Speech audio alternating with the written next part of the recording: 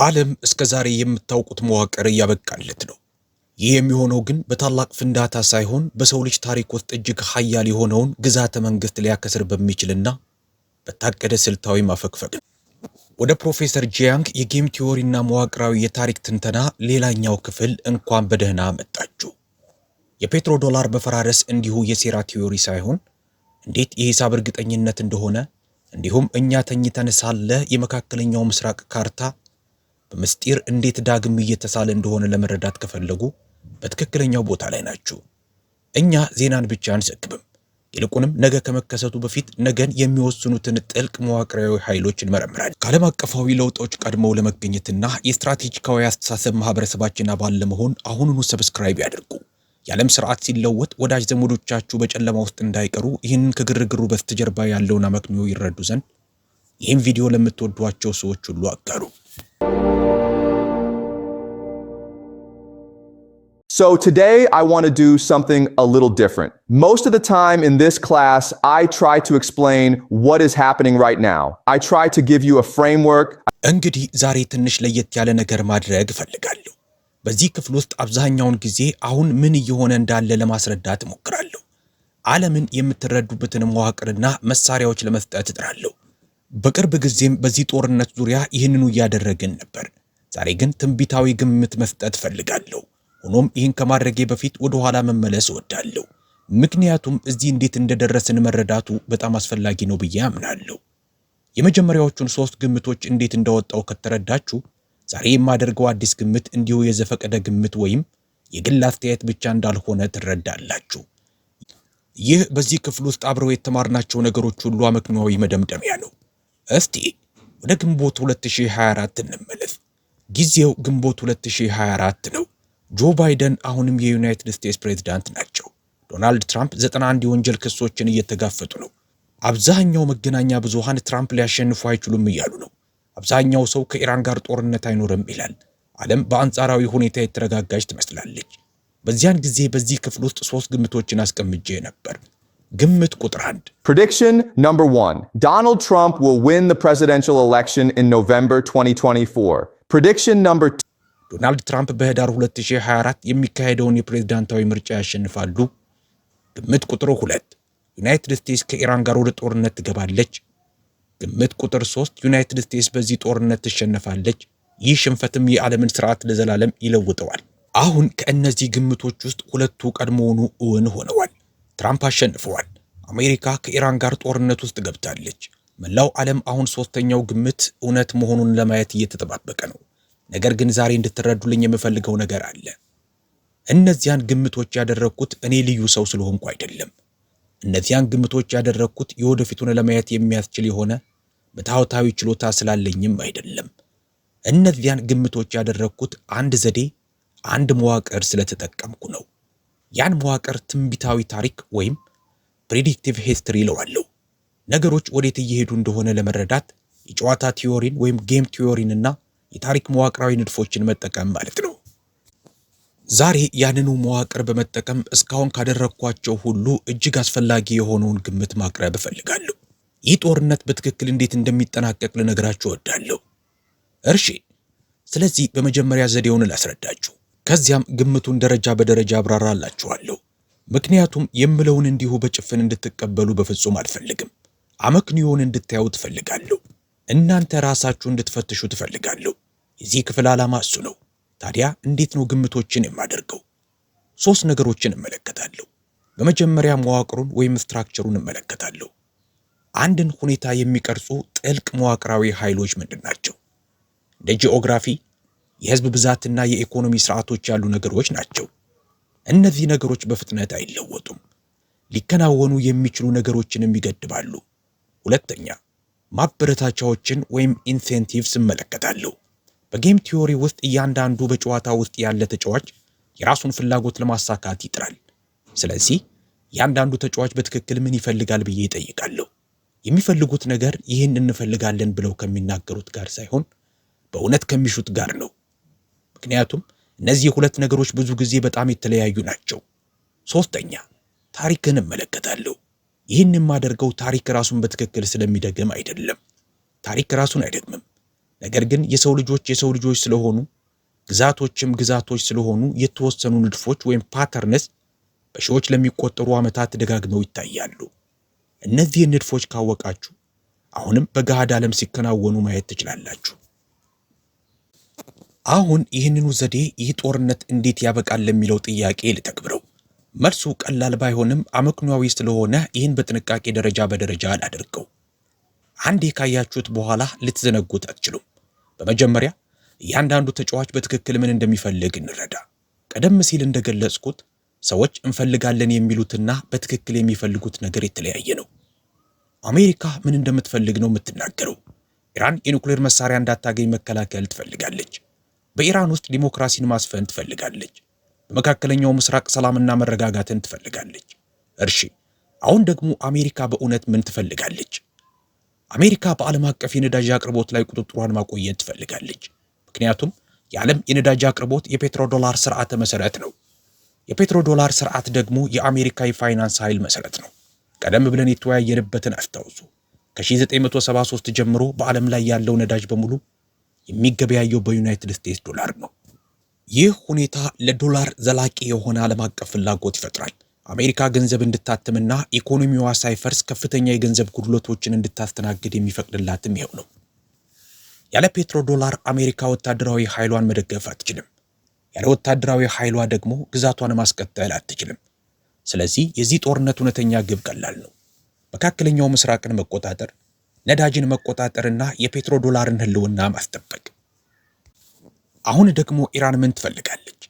ኢራን በህይወት መቆየት ወይም ሰርቫይቭ ማድረግ ትፈልጋለች። ይህ በጣም መሰረታዊው ነገር ነው።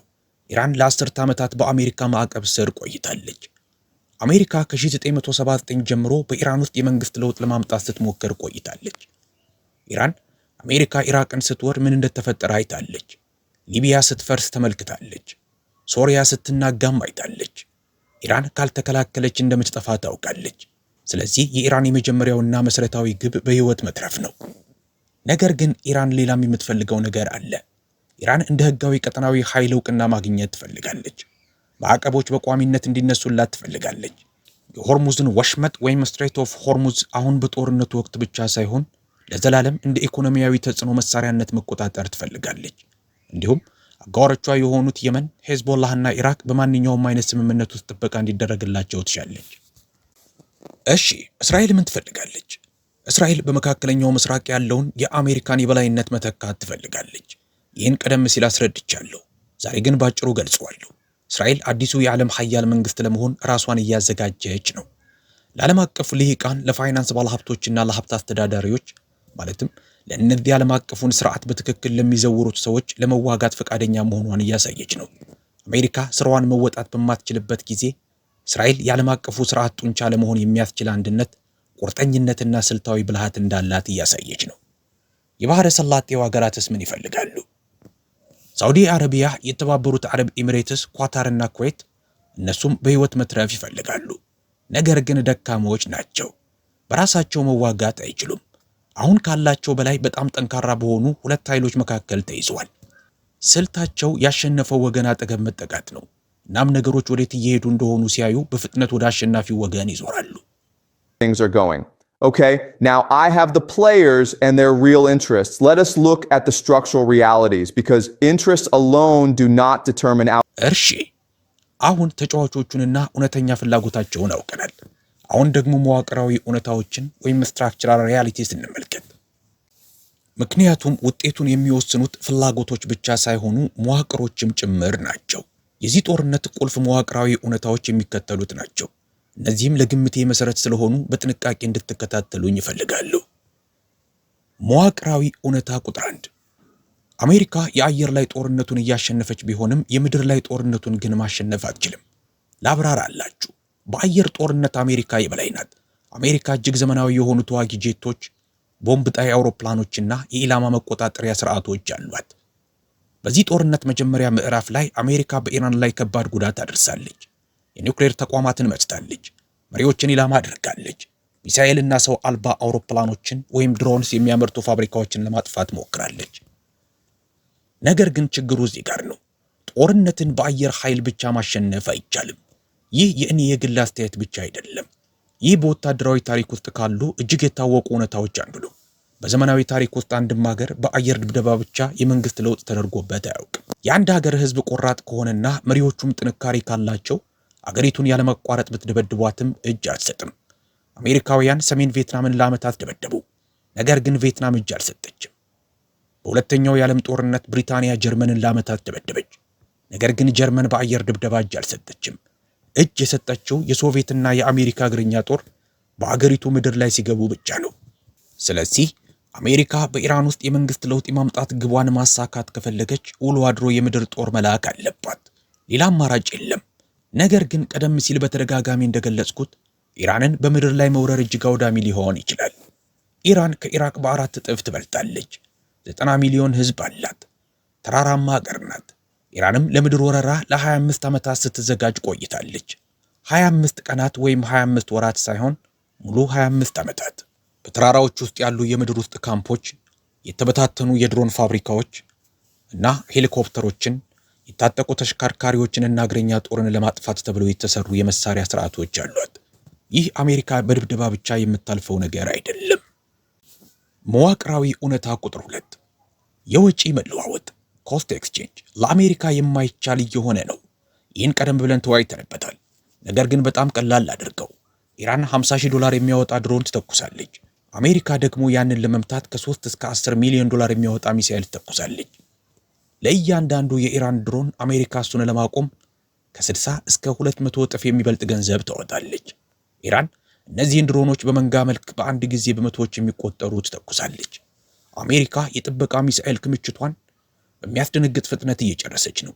እንዲያውም አሜሪካ የጥበቃ ሚሳኤሎቿ ሳያልቁ ወታደራዊ ግቦቿን ለማሳካት እየተሯሯጠች እንደሆነ እናውቃለን። እስቲ ድጋሚ ልበላችሁ።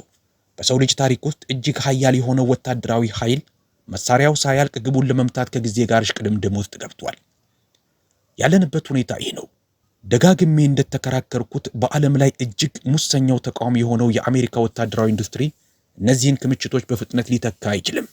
ለምሳሌ F-35 ተዋጊ ጄትን ለማልማት 26 ዓመታት ፈጅቷል። የጥበቃ ሚሳኤሎችን ለማምረትም ዓመታት ይወስዳሉ። በሌላ በኩል የኢራን የድሮን ፋብሪካዎች በመላ ሀገሪቱ የተበታተኑ በመሬት ስር ክፍሎችና በመጋዘኖች የተደበቁ በመሆናቸው በድብደባ ቢጠፉ እንኳ በፍጥነት መልሶ መገንባት ይቻላል።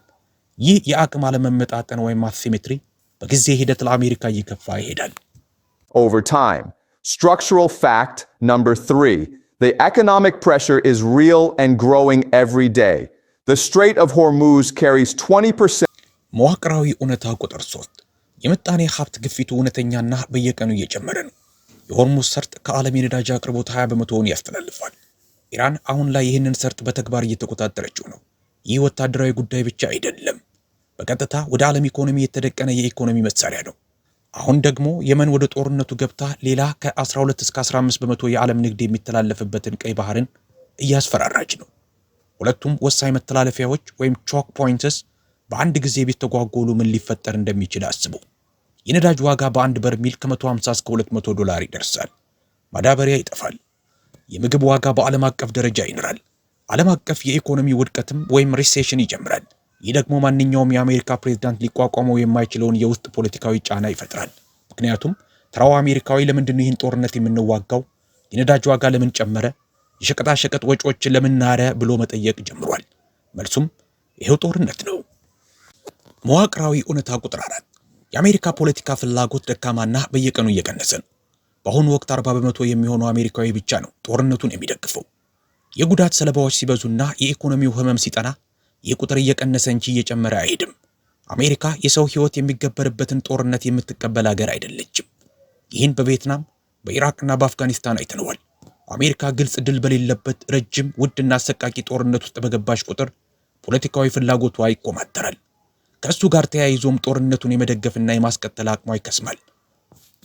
ኢራን ይህን ታውቃለች። ኢራን የአሜሪካን ስነ ልቦና በጥንቃቄ አጥንታለች። ለ20 ዓመታት የአሜሪካን ፖለቲካዊ ጸባይ ስትመረምር ቆይታለች። የአሜሪካ ህዝብ የህመም መቋቋሚያ ገደብ ወይም ፔን ትሬሾልድ እንዳለው ታውቃለች። የኢራን ሙሉ ስልትም አሜሪካን ካለችበት የህመም ገደብ በላይ መክፋት ላይ የተመሰረተ ነው። እርሺ አሁን መዋቅሩን አግኝተናል። ተጫዋቾቹን ፍላጎታቸውንና ዋና ዋና ገደቦችን አይተናል። አሁን ግምቴን ልስጣችሁ። ይህ ጦርነት ከሁለት መንገዶች በአንዱ ያበቃል ብዬ አምናለሁ። በየትኛው መንገድ እንደሚያልቅ የሚወስነው በአንድ ወሳኝ ጥያቄ ነው። Question: Does America send ground troops into Iran or not? Let me explain both scenarios. አሜሪካ የምድር ጦር ወደ ኢራን ትልካለች ወይስ አትልክም? ሁለቱንም ሁኔታዎች ላብራራላችሁ። ሁኔታ 1: አሜሪካ የምድር ጦር ካላከች ጦርነቱ የአየር ላይ ብቻ ሆኖ ይቀጥላል። አሜሪካ ድብደባዋን ትቀጥላለች። ኢራንም ድሮንና ሚሳኤል መተኮሷን ትቀጥላለች። ጦርነቱ ለወራት ምናልባትም ለዓመታት ይረዝማል። አሜሪካ የጥበቃ ሚሳኤል ክምችቷን ትጨርሳለች። ወጪው እየናረ ይሄዳል። የአገር ውስጥ ፖለቲካዊ ጫናው እየበረታ ይሄዳል። የነዳጅ ዋጋ እንደተሰቀለ ይቆያል። የዓለም ኢኮኖሚ ይጎዳል። በመጨረሻም ቁልፍ ቃሉ ይሄ ነው። በመጨረሻም አሜሪካ ክብሯን ጠብቃ የምትወጣበትን መንገድ ትፈልጋለች። ትራምፕ በቴሌቪዥን ቀርበው ዓላማችንን አሳክተናል፣ የኢራንን ወታደራዊ አቅም በከፍተኛ ሁኔታ አዳክመናል፣ ድላችንን አውጅን፣ ወታደሮቻችን ወደ ሀገራቸውን መልሳለን ይላሉ። ነገር ግን በትክክል የሚሆነው ይሄ ነው። አሜሪካ ከመካከለኛው ምስራቅ ትወጣለች። የባህረ ሰላጤው ሀገራት አሜሪካ እየወጣች መሆኑን ሲያዩ ወዲያውኑ አማራጭ መፈለግ ይጀምራሉ። እንደ ኳታርና ኦማን ያሉት ወደ ኢራን ይጠጋሉ። ሳውዲ አረቢያና ኤሚሬትስ ደግሞ ወደ እስራኤል ያዘነብላሉ። የፔትሮ ዶላር ስርዓት በከፍተኛ ሁኔታ ይዳክማል። ኢራን ግን በቆራጥነት ቆማ የሆርሙዝ ሰርጥን እንድትቆጣጠረች ላለፉት 10 ዓመታት ለመጀመሪያ ጊዜ እንደ ህጋዊ ቀጠናዊ ኃይል ትወጣለች። በዚህ ሁኔታ አሜሪካ ጦርነቱን ትሸነፋለች። ነገር ግን ሽንፈቱ አገሪቱን የሚያፈርስ ወይም ካታስትሮፊክ አይሆንም። አሜሪካ ትተርፋለች። ከመካከለኛው ምስራቅ ትሸሻለች እንጂ አትፈርስም። ትዳከማለች። ታማኒነቷ ይጎዳል፣ ግን አትወድቅም። ሁኔታ 2: አሜሪካ የምድር ጦር ወደ ኢራን ከላከች። በዚህ ሁኔታ አሜሪካ የአየር ኃይል ብቻውን የመንግስት ለውጥ ማምጣት እንደማይችል ትወስናለች። እንደ ሳውዲና ኤሚሬትስ ያሉ የባህረ ሰላጤውን ሀገራት በኢራን ድሮኖችና ሚሳኤሎች እየተደበደቡ ስለሆነ አሜሪካ ይህን ጉዳይ ለአንዴና ለመጨረሻ ጊዜ እንድታጠናቀቅ የሚፈጥሩት ጫና ሊቋቋሙት የማይችሉት ይሆናል። ከእስራኤል የሚመጣው ጫናም ከፍተኛ ይሆናል። ግልጽ ስልት የሌላቸውና ከቀን ወደ ቀን ተስፋ እየቆረጡ የሚሄዱት ትራምፕ እድላቸውን ለመሞከር የባህር ኃይል እግረኛ ጦርን ለማሰማራት ይወስናሉ። ነገሮች እጅግ አደገኛ የሚሆኑት እዚህ ጋር ነው።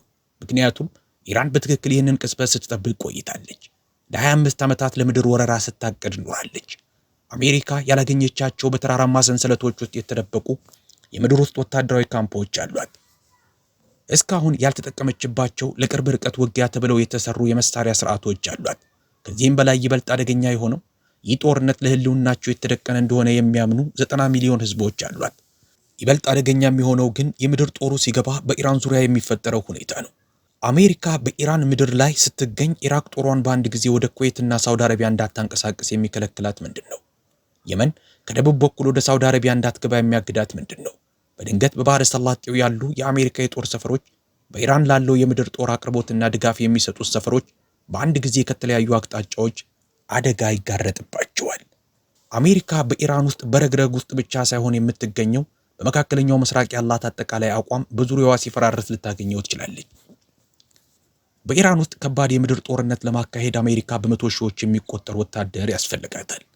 አጠቃላይ አሁን ያለው ንቁ የአሜሪካ ጦር ኃይል 1.3 ሚሊዮን ገደማ ነው። አሜሪካ ብሔራዊ የውትድርና ምልመላ ወይም ናሽናል ድራፍት ለማወጅ ትገደዳለች። እድሜያቸው 18 የሆናቸው ወጣቶች ሳይቀሩ በግዴታ ጦርነቱን እንዲቀላቀሉና ወደ ኢራን እንዲዘምቱ ይደረጋል። የአሜሪካ ሕዝብ ይህን ይቀበላል ብላችሁ ታስባላችሁ? በፍጹም። ይህ በአሜሪካ ውስጥ ከፍተኛ ማህበራዊ ቀውስ ይፈጥራል። በአሜሪካ ማህበረሰብ ውስጥ የእርስ በርስ ጦርነት ሊባል የሚችል ሁኔታ ሊቀሰቀስ ይችላል። ይህ ለትራምፕ የፖለቲካ ማክተሚያ የሚሆን ሲሆን የአሜሪካን ኢኮኖሚ የፋይናንስ ውድቀትም ያፋጥነዋል። ይህ የምድር ወረራ ወጥመድ ወይም ግራውንድ ኢንቬዥን ትራፕ ነው። አሜሪካ በዚህ ወጥመድ ውስጥ ከገባች ሽንፈቱ ዝም ብሎ ሽንፈት ብቻ አይሆንም፣ ግዛተ መንግስቱን የሚያፈርስ ከባድ ውድቀት እንጂ። እንግዲህ ሁለቱ ሁኔታዎች እነዚህ ናቸው። አሜሪካ ስልታዊ ማፈግፈግ የሚጠናቀቅ የአየር ጦርነት ወይም በአሜሪካ ውድቀት የሚጠናቀቅ የምድር ጦርነት። አሁን ባቀረብኩላችሁ መዋቅራዊ ትንተናና በሁለቱ ሁኔታዎች ላይ በመመስረት ይህ ጦርነት እንዴት እንደሚጠናቀቅ ሶስት ግልጽ ግምቶችን ላስቀምጥ። Analysis I have just walked you through. Prediction 1, there will be no ground invasion of Iran. I know many people are saying ግምት 1 በኢራን ላይ ምንም አይነት የምድር ወረራ አይኖርም። ብዙ ሰዎች እግረኛ ጦር እየመጣ ነው እያሉ እንደሆነ አውቃለሁ። የባህር ኃይል እግረኛ ወታደሮች ወይም ማሪንስ ወደ ቀጠናው እያቀኑ እንደሆነም አውቃለሁ። ነገር ግን በኢራን ላይ ሙሉ የምድር ወረራ ይካሄዳል ብዬ አላምንም። ለምን መሰላችሁ? በትራምፕ ዙሪያ ያሉ አስተዋይ ሰዎች ወታደራዊ ሁኔታውን በትክክል የሚረዱት በኢራን ላይ የምድር ወረራ ማድረግ ምን ማለት እንደሆነ ያውቃሉ። የውትድርና ምልመላ እንደሚያስፈልግ ያውቃሉ። ለዓመታት የሚዘልቅ ጦርነት እንደሚሆን ይረዳሉ።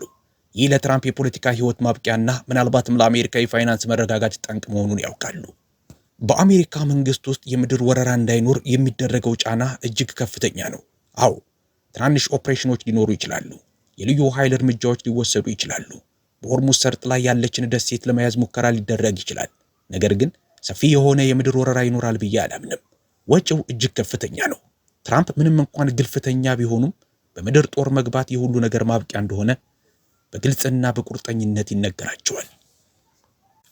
ግምት 2 ይህ ጦርነት አሜሪካ ከ12 እስከ 24 ወራት ባለው ጊዜ ውስጥ ከመካከለኛው ምስራቅ በመውጣት ይጠናቀቃል። እንዴት እንደሚሆን ላብራራላችሁ። የኢኮኖሚ ጫናው ይበረታል። የነዳጅ ዋጋ እንደተሰቀለ ይቆያል። የአሜሪካ የአክሲዮን ገበያ ወይም ስቶክ ማርኬት ይጎዳል። በአሜሪካ ውስጥ ጦርነቱን የሚቃወመው የፖለቲካ ኃይል ይገዝፋል። የትራምፕ ተቀባይነት ወይም አፕሮቫል ሬቲንግ ይወርዳል። በአሁኑ ወቅት ላይ ደግሞ በዚህ ጦርነት ውስጥ በቀጥታ ያልገቡት ሶስቱ ታላላቅ ኃይሎች ቻይና፣ ሩሲያና ህንድ ዓለም ይህን መስተጓጎል ሊሸክም እንደማይችል ለትራምፕ በግልጽ ያሳውቃሉ። በሚስጥርና በቁርጠኝነት ጊዜው አብቅቷል አቆም ይሉታል። ትራምፕ ደግሞ ለኢኮኖሚውና ለታሪካዊ ዝናቸው ጥልቅ ግድ የሚላቸው በመሆኑ ድል ተቀዳጅተናል የሚሉበትን ምክንያት ፈልገው አካባቢውን ለቀው ይወጣሉ። ይህ በቪየትናም ከሆነው ጋር ተመሳሳይ ነው። አሜሪካ ቪየትናምን የተሸነፈችው በጦር ሜዳ በአንድ ወሳኝ ውጊያ አይደለም። አሜሪካ ቪየትናምን የተሸነፈችው የገንዘብ፣ የወታደር፣ የፖለቲካ ፍላጎትና የዓለም አቀፍ ስም ወጪው ሊሸከሙት ከሚችሉት በላይ ስለሆነ ነው። በመጨረሻም አንድ ፕሬዝዳንት ጦርነቱን ትቶ የሚወጣበትን መንገድ መፈለግ ነበረበት። እዚህም የሚሆነው ያው ነው። ግምት 3 አሜሪካ ከወጣች በኋላ መካከለኛው ምስራቅ በሁለት ቀጠናዊ ኃይሎች ማለትም በኢራንና በእስራኤል ዙሪያ ዳግም ይዋቀራል። ይህ እጅግ አስፈላጊው የረጅም ጊዜ ግምት ነው። አሜሪካ ከመካከለኛው ምስራቅ ስትወጣ የሚፈጠረው ክፍተት ባዶ ሆኖ አይቆይም። ሁለት ኃይሎች ይሞሉታል። በአንድ በኩል ኢራን የሆርሙዝ ሰርጥንና የመካከለኛው ምስራቅን ምስራቃዊ ክፍል ከሩሲያና ከቻይና ጋር በኢኮኖሚ አጋርነት በመሆን ትቆጣጠራለች።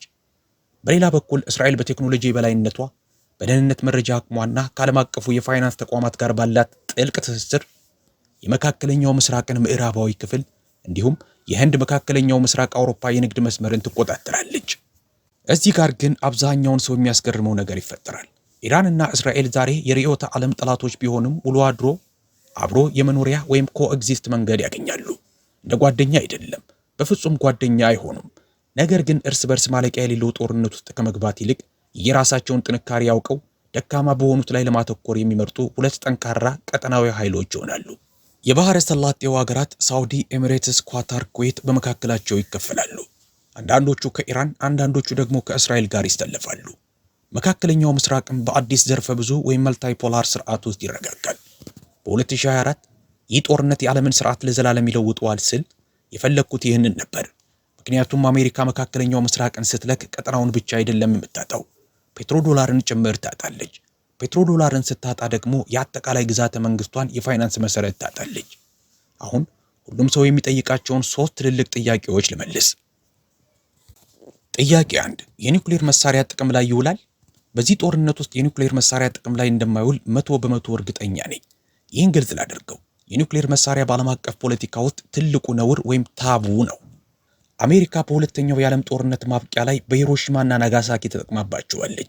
ከዚያ በኋላ ግን ላለፉት 80 ዓመታት አንድም ሀገር በጦርነት ውስጥ አልተጠቀመባቸውም። ይህ ነውር በሰው ልጅ ስልጣኔ ውስጥ ካሉ እጅግ ጠንካራ ህጎች አንዱ ነው።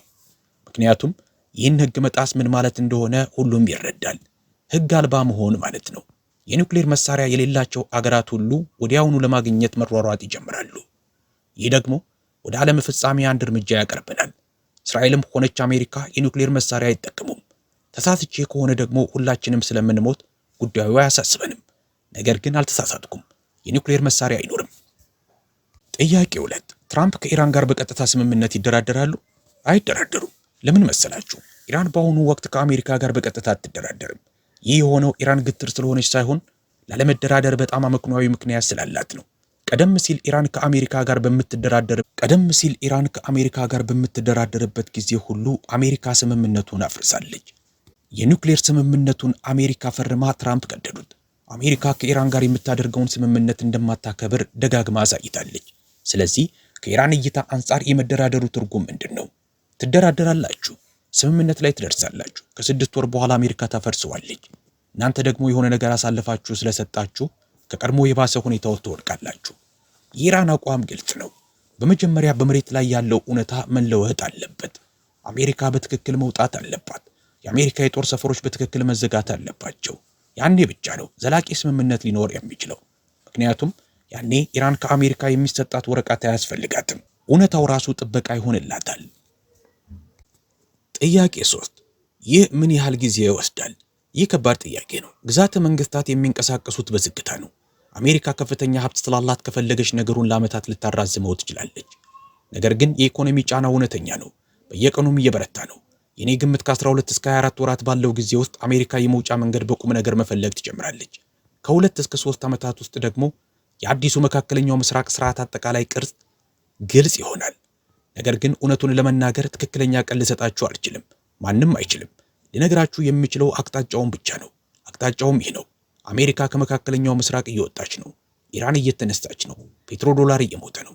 እናም ዓለም በዋሽንግተን ያሉ ሰዎች ሊቀበሉት ከሚፈልጉት በላይ በፍጥነት ወደ ዘርፈ ብዙ ወይም መልታይ ፖላር ስርዓት እየተቀየረች ነው። እስቲ ይህን ሁሉ በአንድ የመጨረሻ ሐሳብ ላጠቃለው። በ2024 ማንም ሳያምን 3 ግምቶችን አስቀምጬ ነበር። ሁሉም ሰው ትራምፕ ይሸነፋሉ ብሎ ነበር። ሁሉም ሰው ጦርነት አይኖርም ብሎ ነበር። ሁሉም ሰው አሜሪካ አትሸነፍም ብሎ ነበር። እነዚያን ግምቶች ያደረግኩት ደፋር ስለሆንኩ አይደለም፣ የሁኔታው መዋቅር አመክንዮአዊ ስለሚያደርጋቸው እንጂ። የትራምፕ ማሸነፍ የአሜሪካ ፖለቲካዊ ቀውስ አመክንዮአዊ ውጤት ነበር። ከኢራን ጋር የተደረገው ጦርነት አሜሪካ የፔትሮ ዶላር ግዛቷን ለማስጠበቅ ያደረገችው ተስፋ የቆረጠ ሙከራ አመክንዮአዊ ውጤት ነበር። አሜሪካ መሸነፏ ደግሞ ልትቆጣጠረው ከማትችለው ክልል ውስጥ ሁልጊዜ ዝቅ አድርጋ ከምትመለከተው ጠላት ጋር ልትሸከመው የማትችለውን ጦርነት የመዋጋቷ አመክንዮአዊ ውጤት ነው። በ415 ዓመተ ዓለም ወደ ሲሲሊ ዘመቻ የጀመረችው አቴንስ በግሪክ ውስጥ እጅግ ኃያል ከተማ መንግስት ነበረች። ሲሲሊን ለመቆጣጠር ምርጥ መርከቦቿን፣ ጄኔራሎቿንና ወታደሮቿን ላከች። ዘመቻው ግን ፍጹም ውድመት ሆነ። አቴንስ ከዚያ በኋላ አላገገመችም። ግዛቷ እየከሰመ ሄደ። በመጨረሻም የወደቀችው ከውጭ ጥቃት ስለደረሰባት ሳይሆን አቅሟን ከሚፈቅደው በላይ ስለለጠጠችና በትዕቢት ተገፋፍታ ልታመልጥበት ወደማትችለው ወጥመድ ውስጥ በመግባቷ ነው። አሜሪካ አሁን በዚያ ወጥመድ ውስጥ ትገኛለች። ጥያቄው አሜሪካ ይህን ጦርነት ትሸነፋለች ወይስ አትሸነፍም የሚለው አይደለም። በእኔ ትንተና መሰረት ያ ቀድሞውኑ የሆነ ነው። ጥያቄው አሜሪካ ይህን በምን ያህል ፍጥነት ትረዳዋለች፣ በምን ያህል ፍጥነት መውጫ መንገድ ታገኛለች እና እውነታውን ከመቀበሏ በፊት በራሷና በዓለም ላይ ምን ያህል ጉዳት ታደርሳለች የሚለው ነው። ዛሬ የማደርገው ግምት ይህ ነው። አሜሪካ መውጫ መንገዷን ታገኛለች። አሰቃቂ ይሆናል፣ አሳፋሪም ይሆናል። ነገር ግን አሜሪካ ትተርፋለች፣ ትሸሻለች እንጂ አትፈርስም። ከዚህ ጦርነት በኋላ የሚፈጠረው ዓለም ደግሞ ከበፊቱ መሰረታዊ ልዩነት ይኖረዋል። ይበልጥ ዘርፈ ብዙ፣ ይበልጥ የተመጣጠነ፣ በአንዳንድ መንገዶች ደግሞ ይበልጥ አደገኛ፣ ነገር ግን በዚህ በጽኑ አምናለሁ ይበልጥ እውነተኛ ዓለም ይሆናል። ምክንያቱም አንዲት ግዛት ሁሉንም ነገር የምትቆጣጠርበት ዓለም የተረጋጋ ዓለም አይደለም። ያቺ ግዛት ገዳይ ስህተት የምትሰራበትን ቅጽበት የሚጠብቅ ዓለም እንጂ። አሜሪካ ያን ገዳይ ስህተት ሰርታለች። ታሪክ ደግሞ እንደ ሁልጊዜው ትምህርቷን ችላ ለሚሉ ምህረት አታደርግም። እሺ፣ የዛሬው ትንተናዬና ግምቴ ይህ ነው። ያስታውሱ፣ ይህ ትንቢት አይደለም። ይህ ጊም ቴዎሪና መዋቅራዊ ታሪክ ነው። ልሳሳት እችላለሁ። ከተሳሳትኩም ተመልሰን ለምን እንደተሳሳትኩ እንመርምራለን። የትንቢታዊ ታሪክ ዓላማ ሁልጊዜ ትክክል መሆን ሳይሆን በጥንቃቄ ማሰብ፣ ግምቶቻችንን መፈተሽና አመክንዮ ወደ መራንበት መሄድ ነው። ይህንን ቪዲዮ እስከ መጨረሻው የተከታተላችሁት ጨርሰናል በማለት በኮሜንት ላይ ጻፉልን። በሌላ ድንቅ ታሪክ እስከምንገናኝ ድረስ መልካም ጊዜ